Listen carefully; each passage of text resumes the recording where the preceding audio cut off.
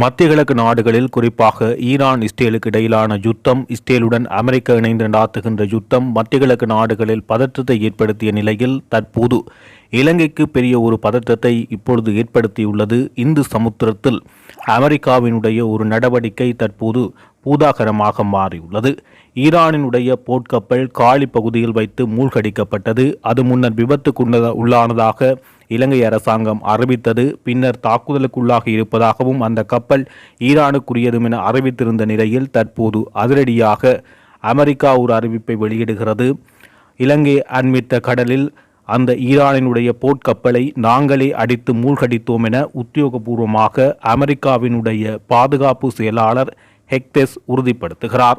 அவர் இன்றைய தினம் இடம்பெற்ற செய்தியாளர் மாநாட்டில் இதனை உத்தியோகபூர்வமாக அறிவிக்கிறார். இலங்கை அண்மித்த கடல் பகுதியில் வைத்து, குறிப்பாக இந்து சமுத்திர கடல் பகுதியில் வைத்து ஈரானினுடைய கடற்படை போர்க்கப்பலை நாங்கள் நீர்மூழ்கி கப்பலின் ஊடாக மூழ்கடித்தோம் என அவர் உத்தியோகபூர்வமாக அந்த தாக்குதலுக்கு பொறுப்பேற்று கொண்டுள்ளது அமெரிக்கா. இதுவரை மத்திய கிழக்கு நாடுகளில் ஏற்பட்டிருந்த இந்த மோதல் தற்போது இந்து சமுத்திரத்தில், குறிப்பாக இலங்கை அண்மித்த பகுதியில் இடம்பெற்றிருப்பது பெரும் பரபரப்பை ஏற்படுத்தியுள்ளது.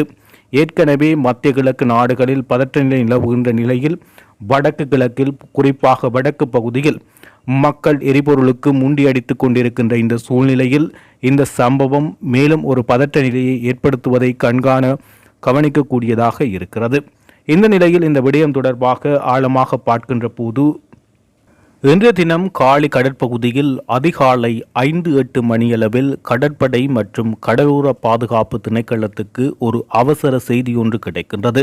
அதாவது கப்பல் ஒன்று விபத்துக்கு உள்ளான பின்னர் எழுப்புகின்ற அபாய சமிக்கை ஒன்று வெளியிடப்பட்டு அது கடலோர பாதுகாப்பு திணைக்களத்துக்கு உடனடியாக வெளிப்படுத்தப்பட்டதன் அடிப்படையில் இலங்கை கடற்படை விரைந்து அந்த நடவடிக்கையை மேற்கொண்டு 6 மற்றும் 7 மணியளவில் மீட்பு படகுகளை அந்த அபாய ஒளி சமைக்க எழுப்பப்பட்ட கப்பல்களுக்கு அனுப்புகிறது.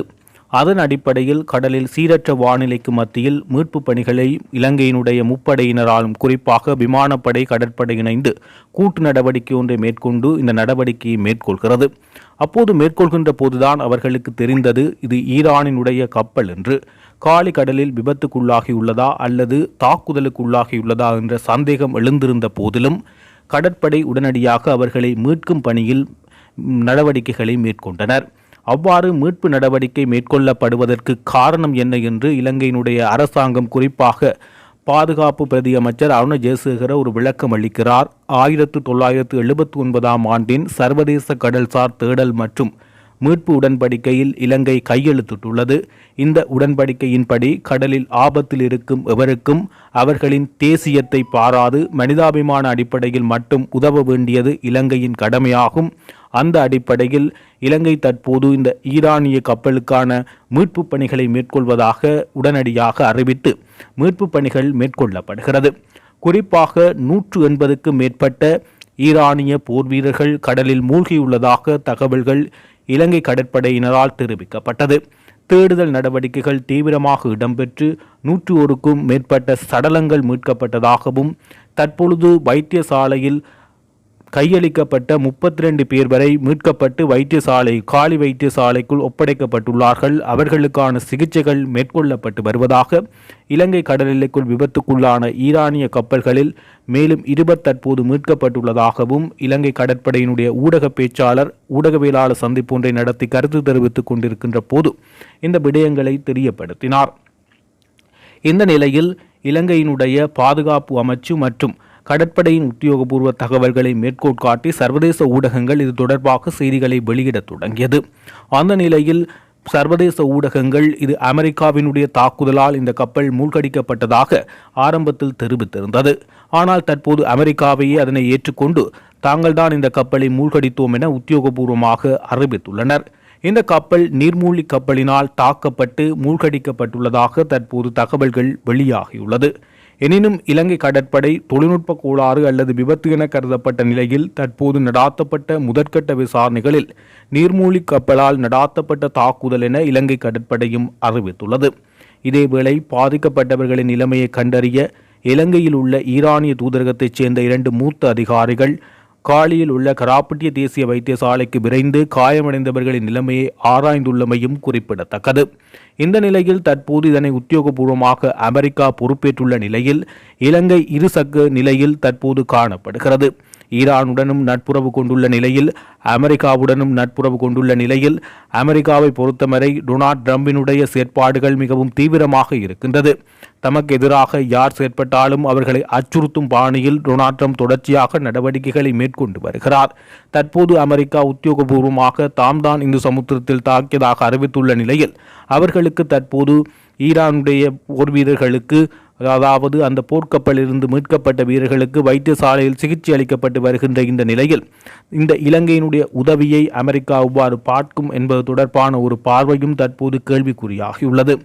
அதுடன் ஈரானுடைய வெளிவிவகார அமைச்சும் இது தொடர்பாக தூதுவர் ஆலயத்தின் ஊடாக உடனடியாக தம்முடைய போர் வீரர்களின் நிலைமை தொடர்பாக கண்காணித்து வருகிறது. எனவே இந்த இரு நிலையில் இலங்கை எவ்வாறு சமாளிக்கப் போகின்றது என்ற ஒரு விடயம் பார்க்கப்படுகிறது. இன்று தினம் பாராளுமன்றத்தில் காலை இது தொடர்பாக விவாதங்களும் இடம்பெற்றது. இந்த ஈரானின் உடைய கப்பல் எவ்வாறு நம்முடைய கடற்பரப்பில் விபத்துக்குள்ளானதா அல்லது தாக்கப்பட்டதா, அவ்வாறு தாக்கப்பட்டால் எவ்வாறு நம்முடைய இலங்கை வான்பரப்புக்குள், அதாவது இலங்கையினுடைய கடற்பரப்புக்குள் வேறொரு நாடு எவ்வாறு தாக்குதலை மேற்கொள்ள எம்முடைய அரசாங்கம் அல்லது எம்முடைய பாதுகாப்பு படை அனுமதி வழங்க முடியும்? அது தவறான விடயம் அல்லவா? எம்மை மீறி எவ்வாறு ஒரு நாடு தாக்க முடியும் என்ற வகையில் பாராளுமன்ற உறுப்பினர் சாமர சம்பத் தசநாயக்க அனுரகுமார் திசாநாயக்க அரசை நோக்கி கேள்வி கணைகளை எழுப்பினார். இந்த நிலையில் பொது பாதுகாப்பு அமைச்சர் அந்த கப்பல் ஈரானினுடைய கப்பல் என்பது உறுதிப்படுத்தப்பட்டுள்ளது, ஆனால் அது தாக்கப்பட்டதா, அமெரிக்காவால் தாக்கப்பட்டதா என்பது தொடர்பான விடயங்கள் எதுவும் ஆதாரபூர்வமாக இல்லை. அது விபத்துக்குள்ளாக இருக்கலாம் என்று கடற்படை நம்புகிறது. ஏனென்றால் அந்த பகுதியில் கடற்படை சென்று பார்க்கின்ற போது எண்ணெய் படலங்கள் காணப்பட்டது. கப்பல் முழுமையாக நீரில் மூழ்கி இருந்தது. இந்த நிலையில் எதனையும் உறுதிப்படுத்த முடியாத சூழ்நிலையை காணப்பட்டது. எனவே இவ்வாறான கருத்துக்களை தெரியப்படுத்தக்கூடாது. எம்முடைய தேசிய பாதுகாப்பு உறுதியாக உள்ளது. எந்த நாடுகளும் எம்முடைய பரப்புக்குள் புகுந்து தாக்குதலை மேற்கொள்ள முடியாது என அறிவித்திருந்தார். ஆனால் தற்போது அமெரிக்காவினுடைய பாதுகாப்பு செயலாளரும் இதனை தற்போது உறுதிப்படுத்தியுள்ள நிலையில் இலங்கை அரசாங்கத்தின் பதில் என்னவாக இருக்கும் என்பது தற்போது கேள்விக்குறியாக மாறியுள்ளது. தேசிய பாதுகாப்பு தொடர்பில் எதிர்க்கட்சிகள் இனி பல்வேறு கேள்விகளை அரசாங்கத்தை நோக்கி எழுப்ப உள்ளது.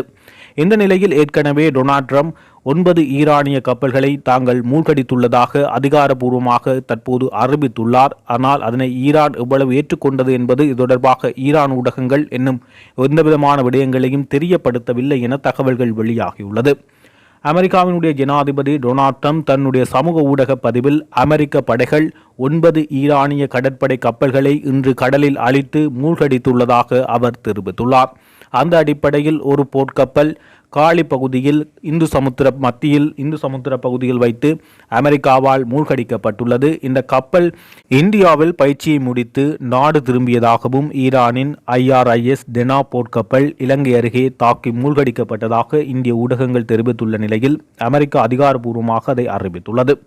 அந்த கப்பலில் 180க்கும் மேற்பட்ட வீரர்கள் இருந்துள்ளார்கள். இதுவரை இலங்கை கடற்படையினரால் 32 பேர் மீட்கப்பட்டு காலி வைத்தியசாலைக்குள் சிகிச்சைக்காக அனுமதிக்கப்பட்டுள்ளனர். இந்த நிலையில் 100க்கும் மேற்பட்டவர்கள் உயிரிழந்திருக்கலாம் என தகவல்கள் வெளியாகியுள்ள நிலையில் இலங்கை கடற்படையும் கப்பலை சுற்றியுள்ள பிரதேசத்தில் பல உடல்கள் மிதப்பதாக தெரிவித்துள்ளது. Decimated, destroyed, defeated, pick your adjective. In fact, last night we sunk their prize ship, the Soleimani. Looks like POTUS got him twice. Their navy not a factor. Pick your adjective, it is no more.